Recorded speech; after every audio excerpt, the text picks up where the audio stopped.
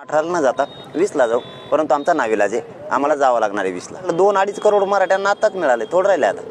तर त्यांनी तुम्हाला आमंत्रण दिलं तर तुम्ही सुद्धा निवडणुकीत उतरणार का? नमस्कार.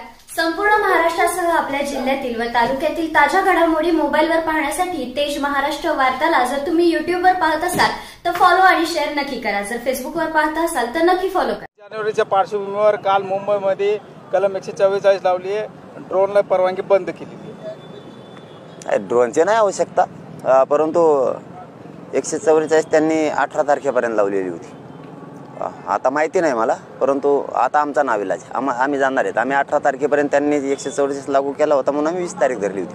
तुम्ही पुढे लांबीत राहणार तर आमच्या न्यायापासून आम्ही हटणार नाही. 26 जानेवारी त्यांनी कारण दाखवलेलं. हो, नाही ते ठीक आहे, त्यांचं असू शकतं, परंतु आम्ही त्यांच्या 144चा आणि सरकारचा सन्मान केला होता की आपण 18ला न जाता 20ला जाऊ, परंतु आमचा नाविलाज आहे, आम्हाला जावं लागणार आहे 20ला. मराठ्यांना सरसकट आरक्षण हे प्रश्नचिन्हच आहे, नरेंद्र पाटलांनी म्हटलं. नाही, मिळालंय. प्रश्नचिन्ह फिरण्याचं काय संबंध? मिळालं. 54 लाख नोंदी सापडल्यात, परिवारांना मिळायला लागलं. 2-2.5 करोड मराठ्यांना आताच मिळाले, थोडं राहिले आता.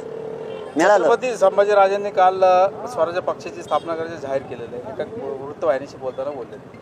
तर त्यांनी तुम्हाला आमंत्रण दिलं तर तुम्ही सुद्धा निवडणुकीत उतरणार का? नाही, राजकारण माझा विषय नाहीये. मी सामाजिक काम करतोय, समाजासाठी काम करतो, करत राहणार.